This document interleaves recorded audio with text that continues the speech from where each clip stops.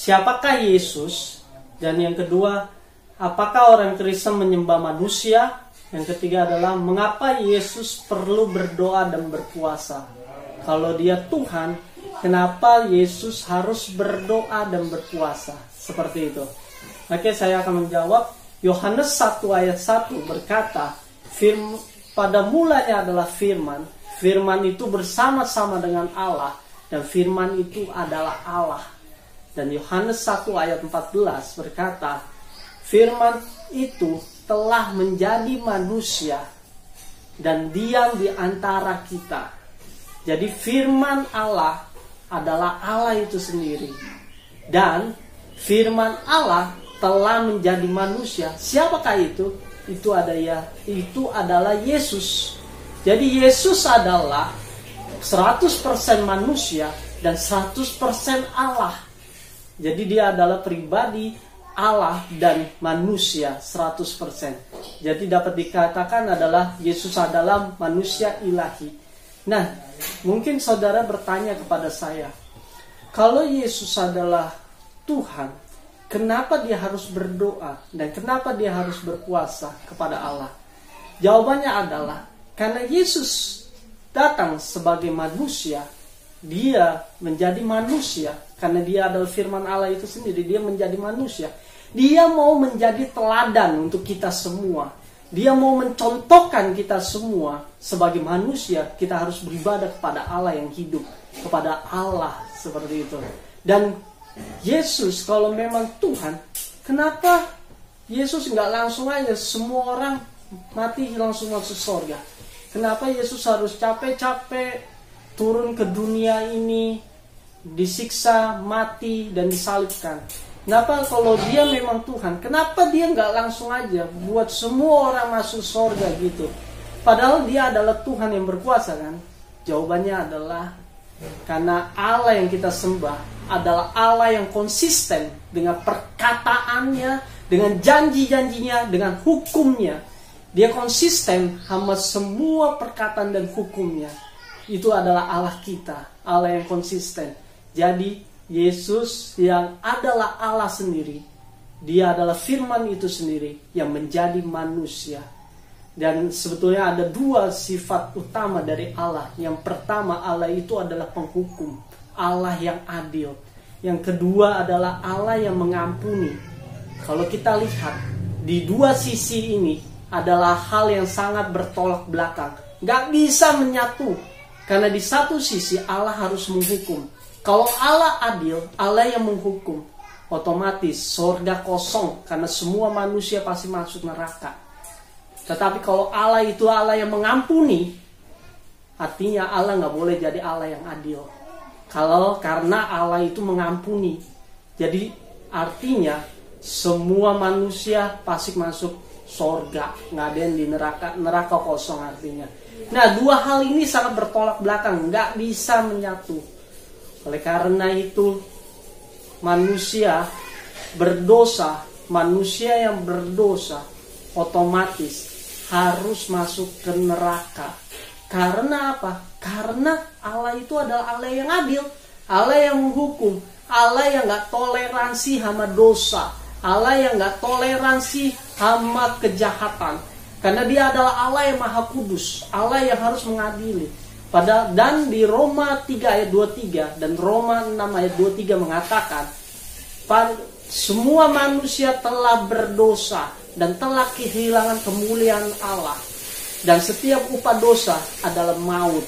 Artinya semua manusia pasti mati dan masuk neraka, gak bisa masuk surga. Karena Allah kita Allah yang adil, dia menghukum setiap dosa kita seperti itu. Tetapi apakah kita gak punya pengharapan kalau gitu? Jawabannya adalah Yesus. Pengharapan kita, Allah kita adalah Allah yang inisiatif. Dia menggantikan dosa kita. Di mana usaha manusia untuk bertemu dengan Allah adalah dengan cara mencari agama. Manusia melakukan hal yang sia-sia. Manusia berbuat baik, sebaik apapun manusia itu. dan sebanyak apapun amal yang dilakukannya dan ketaatannya, itu nggak akan membuat manusia untuk bisa bertemu dengan Allah. Karena Allah kita Allah yang kudus. Manusia kalau sudah berdosa sedikit pun, sudah berdosa artinya sudah berdosa, dan mati, harus mati, masuk ke neraka, artinya seperti itu. Jadi nggak ada dosa kecil, nggak ada dosa besar, nggak ada dosa hitam, nggak ada dosa putih. Udah pasti nggak ada pengharapan, karena manusia adalah orang yang berdosa. Karena itu kita perlu Yesus. Yesus yang adalah Allah, dia turun ke dunia untuk menyelamatkan kita. Dan seharusnya kita yang dihukum karena dosa kita, Tuhan Yesuslah yang menggantikan.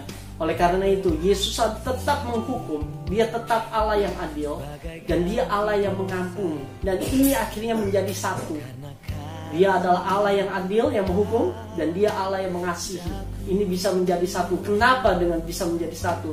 Karena pengorbanan Kristus mati di kayu salib.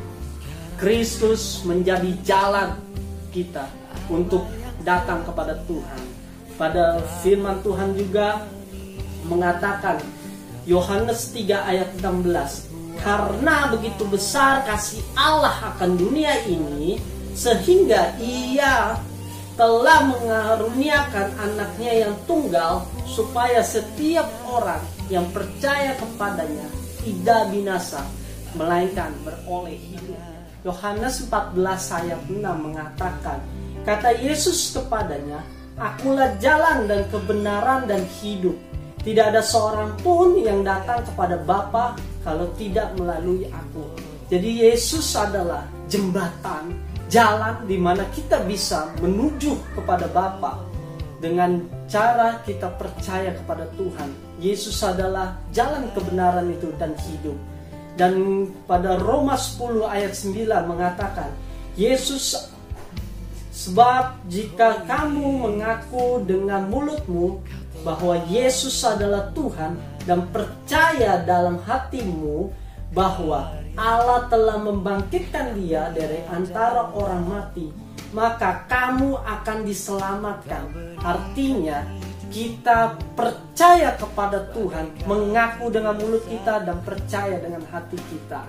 Jadi kita mau datang kepada Tuhan, kita mau percaya Yesus yang adalah Tuhan itu sendiri yang dapat menyelamatkan kita. Saudara bertanya kepada saya, kalau kita berdosa, apakah Tuhan akan mengampuni kita? Jawabannya adalah Tuhan akan mengampuni kita. 1 Yohanes 1 ayat 9 berkata, jika kita mengaku dosa kita, maka Ia adalah setia dan adil, sehingga Ia akan mengampuni segala dosa kita dan menyucikan kita dari segala kejahatan kita. Jadi kita mau mengakui dosa kita dan minta ampun kepada Tuhan, seperti itu. Lalu mungkin saudara bertanya kepada saya, kalau gitu kita kan udah diampuni, dapat kasih karunia pengampunan dari Tuhan dengan cuma-cuma. Kalau gitu kita boleh dong terus berbuat dosa, kan kasih karunia terus akan memberikan kepada kita. Sekali-sekali tidak, jangan sesat. Allah tidak membiarkan dirinya dipermainkan. Karena apa yang ditabur orang itu juga yang akan dituainya. Sebab barang siapa yang menabur dalam dagingnya, ia akan menuai kebinasaan dari dagingnya. Tetapi barang siapa menabur dalam roh, ia akan menuai hidup yang kekal dari roh itu. Dan Filipi 2 ayat 12-16 berkata juga, karena itu kerjakanlah keselamatan kita dengan takut dan gentar. Artinya, saudara, surga itu seperti gerbang. Surga itu adalah gerbang, kunci yang harus kita miliki. Ketika kita menerima Yesus sebagai Tuhan dan Juru Selamat, kita sudah memiliki kunci itu. Kita sudah memiliki kunci itu. Dan kita perlu menuju kepada gerbang surga itu. Bagaimana caranya? Hidup kita harus dipimpin oleh Roh Allah. Hidup kita harus dipimpin oleh Roh Allah untuk menuju kepada gerbang surga itu. Dan kita harus percaya Yesus dengan memegang kunci itu, yaitu percaya Yesus sebagai Tuhan dan Juru Selamat, maka kita pasti akan diselamatkan. Sekian dari pemberitaan firman yang pertama ini. Tuhan memberkati kita semua dalam nama Yesus. God bless us untuk kita semua. Jika saudara belum mengakui Tuhan sebagai Tuhan dan Juru Selamat, saya akan memimpin saudara untuk berdoa. Mari tutup mata dan ikuti saya berdoa kepada Tuhan. Ikuti saya berdoa. Tuhan Yesus, kami mau menerima Tuhan sebagai Tuhan dan Juru Selamat kami yang hidup. Tuhan Yesus, berkuasalah atas hidup kami dan berdaulatlah penuh atas hidup kami. Dalam nama Yesus kami percaya Tuhan. Amin. Terima kasih saudara. Tuhan memberkati kita semua. Damai sejahtera turun atas kita semua. God bless you.